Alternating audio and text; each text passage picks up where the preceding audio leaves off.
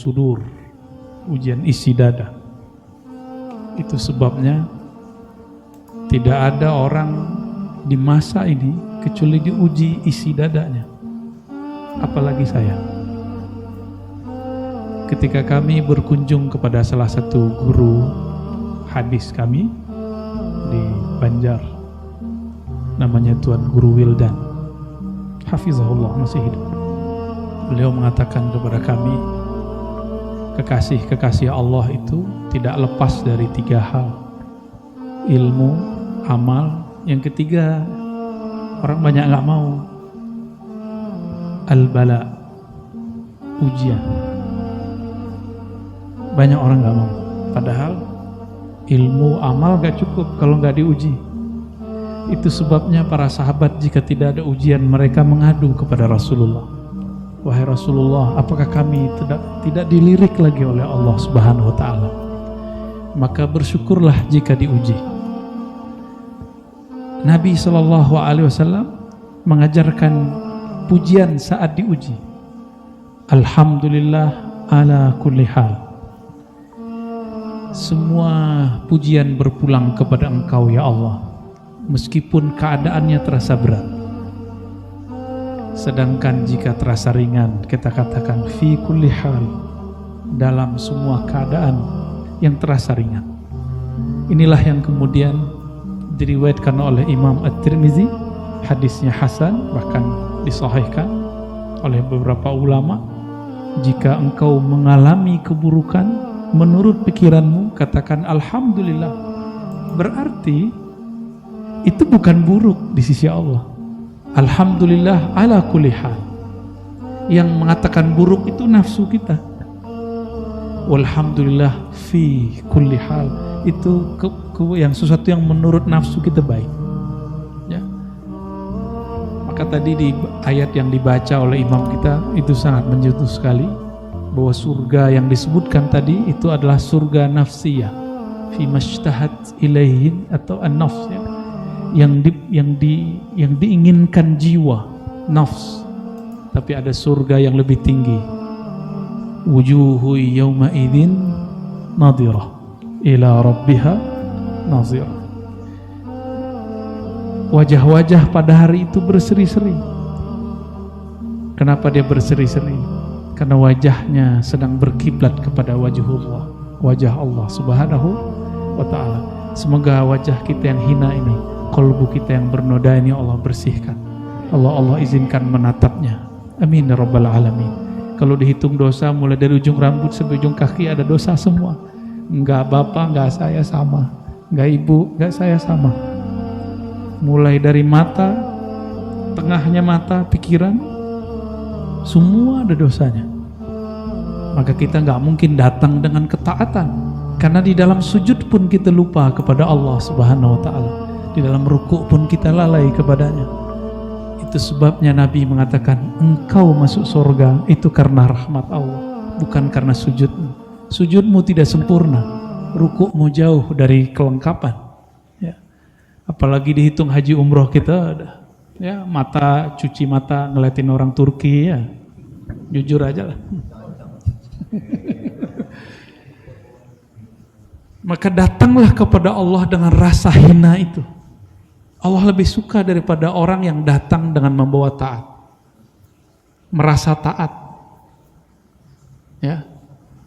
Itu sebabnya Allah jatuh cinta kepada orang yang mustaghfirin, yang mohon ampun kepada Allah Subhanahu wa Ta'ala.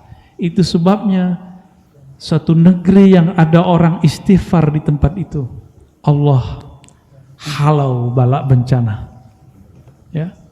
Maka dia bukan jadi bencana lagi, tapi jadi hadiah, ya. Semoga Allah takdirkan kita menjadi kekasih-kekasihnya. Amin ya rabbal alamin. Saya pun tidak tahu makom saya di sisi Allah itu dianggap kekasih atau tidak, tapi saya berdoa tiap hari, ya Allah, izinkan aku menjadi kekasihmu. Amin ya rabbal. Begitu juga yang hadir, yang ikut kajian ini, baik secara langsung ataupun tidak langsung. Amin ya rabbal. Ala hazinniya wa likulli niyatin salihah. Al-Fatihah. A'udzu billahi minasyaitonir rajim.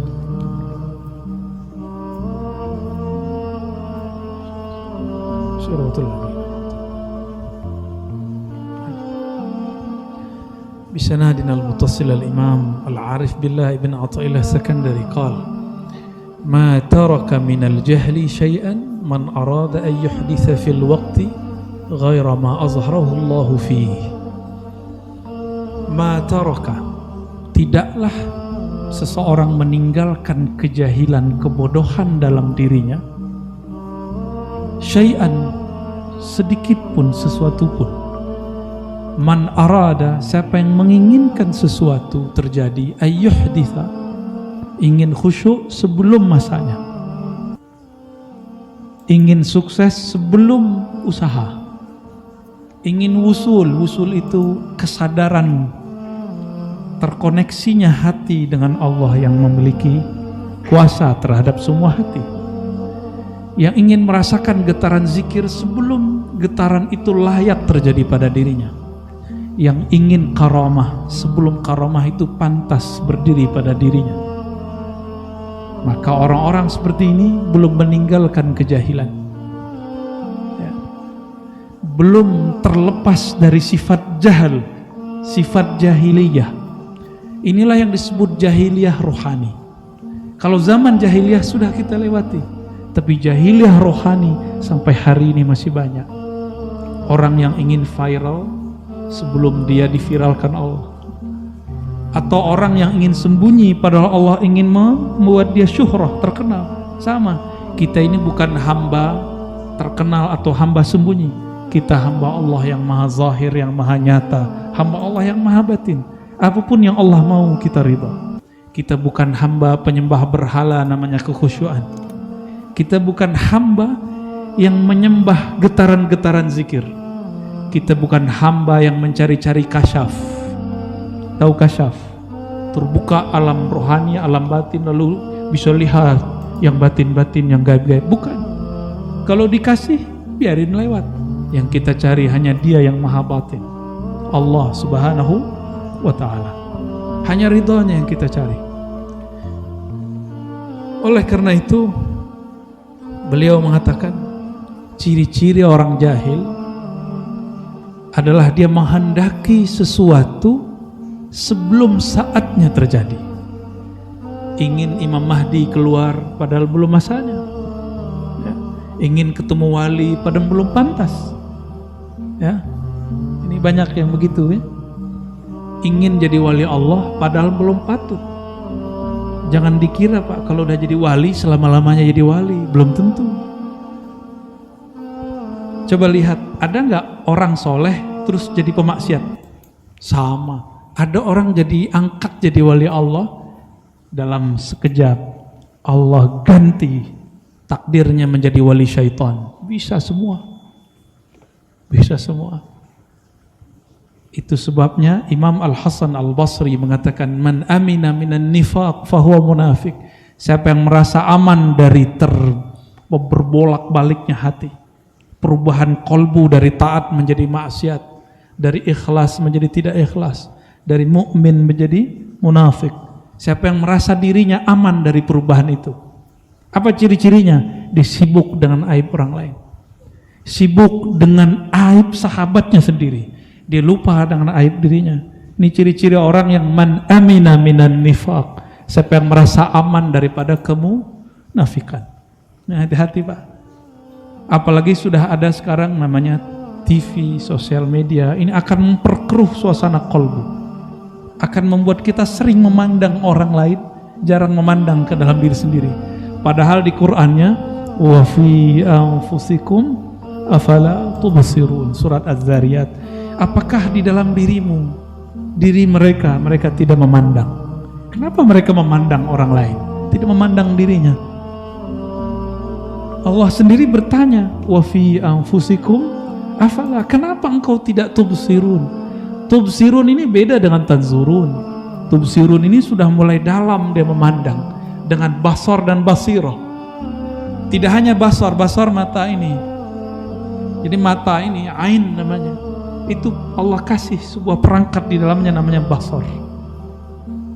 Sedangkan di dalam ini kolbu Allah kasih perangkat namanya basirah. Kata kerjanya sama, tubsirun. Maka tubsirun dimaknai dua, memandang dengan mata pikiranmu dan memandang dengan mata kolbumu.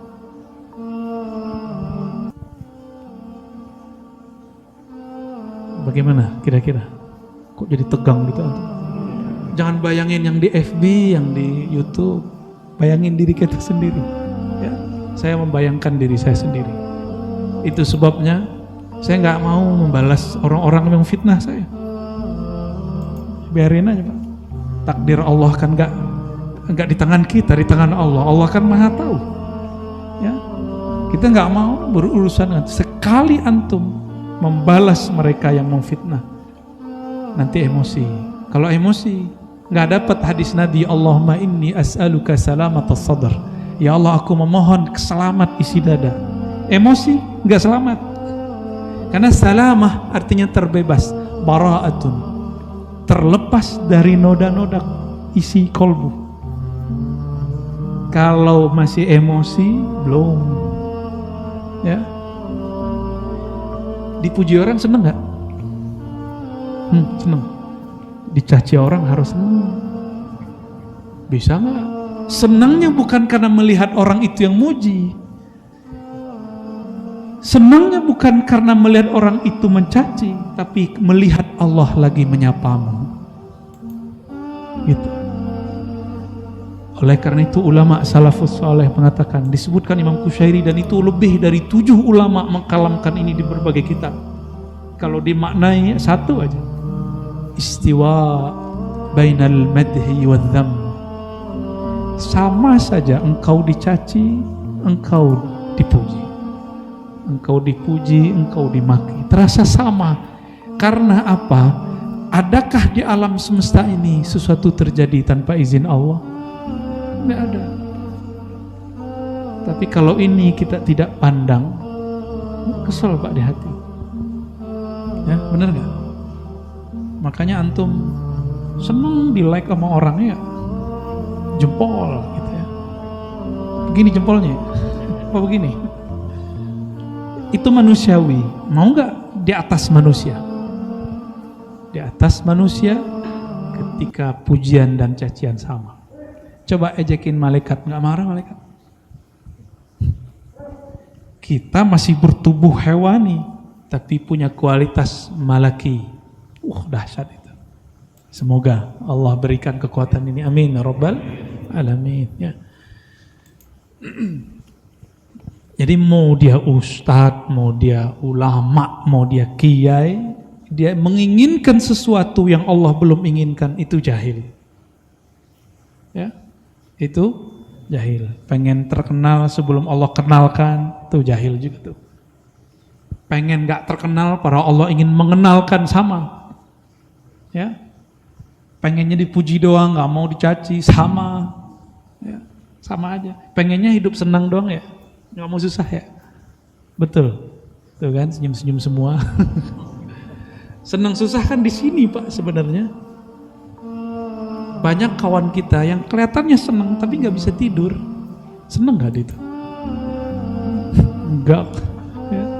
Ada kawan kita, kalau di kampung tuh enak nyangkul, kalau di sini mungkin kerja fisik lah.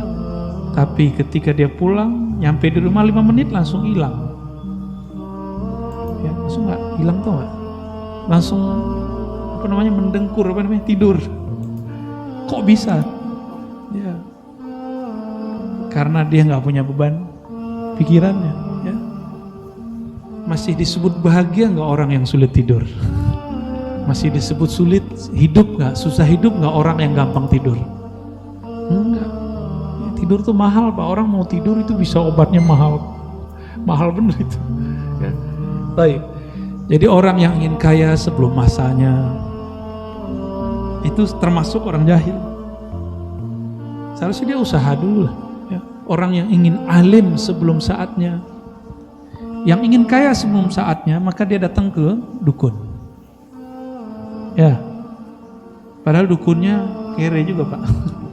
Dukun kalau ngasih jimat kaya, seharusnya dia kaya duluan dong. Kaya orang kaya sih iya, kaya beneran enggak. Seharusnya orang-orang itu berpikir waras. Tapi zaman sudah begini, orang yang kayak orang pinter banyak, tapi orang waras gak banyak. Ya. Dan yang paling aneh, saya ketemu pejabat, orang berpangkat tinggi, sekolahnya juga tinggi, magister, doktor, tapi cari backup. Backupnya ada yang dukun, ada yang pakai us. Jangan disebut Pak, ntar banyak yang tersinggung lagi sama saya. Ini aneh, akhirnya doyan sama jimat supaya backup. Jimatnya dimaharin lagi Pak. Mahar jimat luar biasa. Saya sudah sebutkan hukum menulis rajah itu ada hukum mubahnya. Tapi ada saat-saat itu mengganggu bab akidah, mending ditinggal. Ya.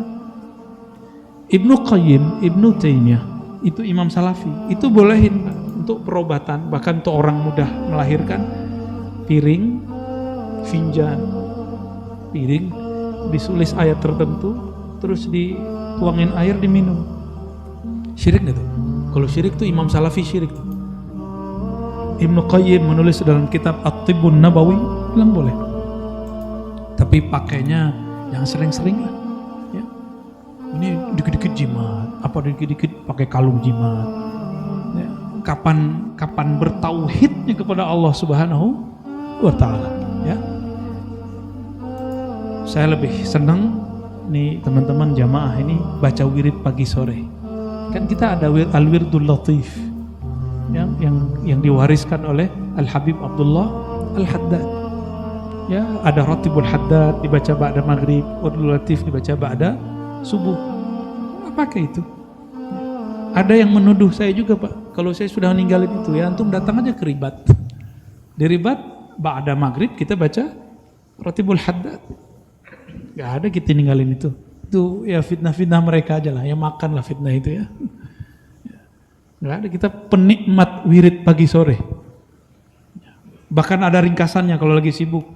Subhanallah, alhamdulillah, la ilaha illallah akbar, la haula wala quwwata illa billahil azim, sallallahu ala sayyidina Muhammad, hasbunallahu wa ni'mal wakil, masing-masing 100. Itu ringkas. Jadi kalau lagi sibuk cukup itu. Tapi kalau lagi bisa duduk baca al-wirdul latif, baca Ratibul Haddad ya. Allah berkahi insyaallah. Dan itu nggak perlu pakai ijazah khassah, cukup ijazah umum. Itu sudah boleh diamalkan. Ya, silakan diamalkan ya. Ya nanti minta ke teman-teman ikhwah ribat, ada filenya sudah kita buat terjemahannya juga. Ya. Lanjut hikam kedua. Bismillahirrahmanirrahim. Qal qadasallahu sirrahu ihalatuka al-a'mal ala wujudil faragh min ru'unatin nafs. Ihalah, menunda-nunda, engkau menunda-nunda al-a'mal, amal soleh. Amal itu dibagi 3. Ada amal badan, amalul badan, nah itu sholat, seperti sholat, tasbih, itu amal badan, termasuk qaul ya. Ada amal fikiran, tafakkur. Ada amal qalbu, zikrullah. Kita bagi 3 ya. Amal badan, amal fikiran, tafakkur, amal qalbu, zikrullah. Ya. Ihalatukal a'mal, engkau menunda 3 amal ini. Nah, kalau amal fikiran ngaji, ini antum lagi amal fikiran. Plus amal qalbu, karena kitabnya kitab qalbu. Jadi sudah dapat 2 ilmu sekaligus. Ya. Makanya ada daya tarik sendiri ngaji hikam itu. Karena yang bermain qalbu, bukan lagi fikiran. Kalau fikiran nanti tanyanya mana dalilnya. Ini kitabnya Makano ya. Mau baca? Alhamdulillah ada barisnya nih. Ada harokatnya kalau mau baca, terjemahin sendiri ya. Ini kitab, dulu saya menghafalnya beberapa, tapi saya nggak paham-paham. Ketemulah seorang mursyid negur saya. Kata beliau, hazal kitab ya Razi, laisa kitabul hifz. Laisa bikitafil hifz, pakai ba malah. Ini kitab Razi bukanlah kitab hafalan. Hadza kitabuz dzauq. Ini kitab dunia rasa. Rasa apa? Dzauqul qulub, rasa yang ada di dalam kolbu. Jadi nggak bisa diterka-terka maknanya. Jadi orang yang bisa menjelaskannya karena dia melaluinya. Itu Itu sebabnya mau antum doktor, mau antum nyantri 1000 tahun, tapi kalau nggak pernah bersuluk, suluk itu menempuh jalan rohani, apapun thariqahnya.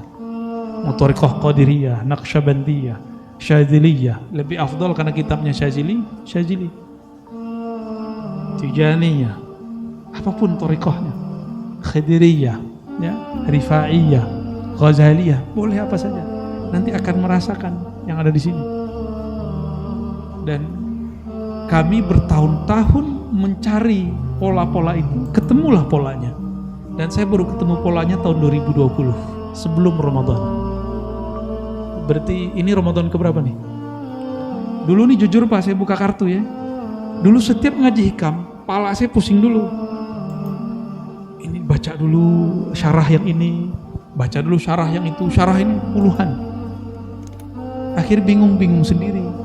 Ngerti teksnya secara akliyah, tapi tidak merasakan secara ruhiyah.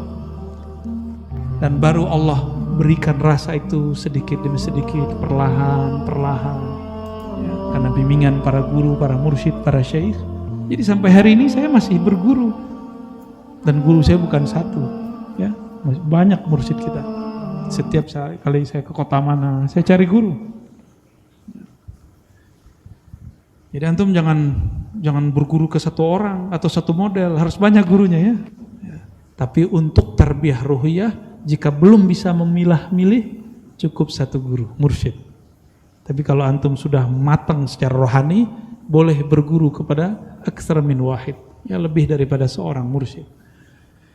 Ihalatukal a'mal, engkau menunda amal-amal ala wujudil faragh, sedangkan engkau mempunyai waktu yang luang.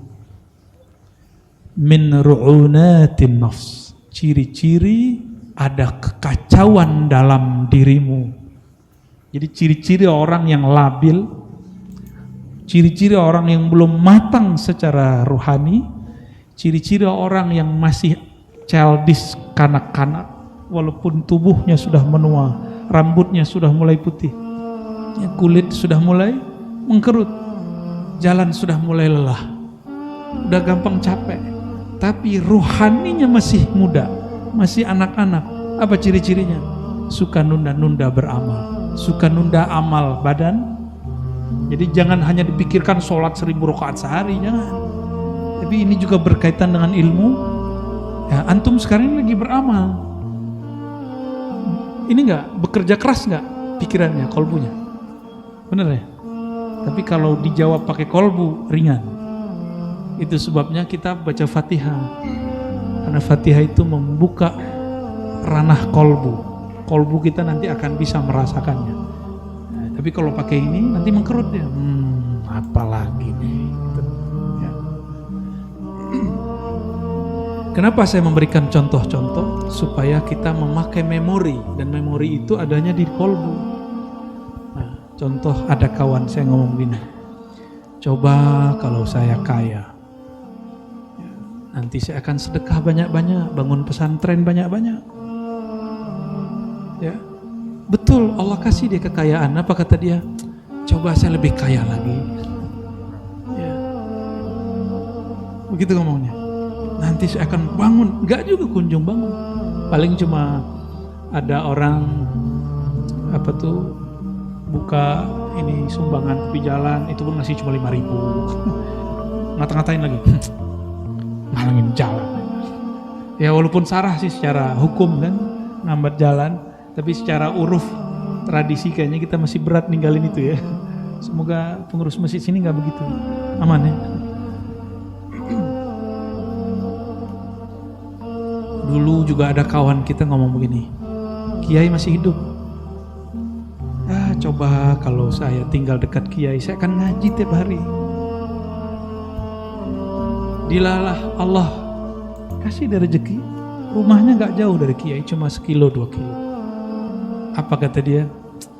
Aduh, coba kalau kerjaan saya gak sesibuk ini.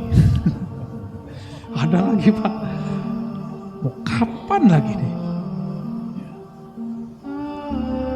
Ini saya mau tanya sama antum, kalau rajin kerja, yang tebel dompet, benar nggak?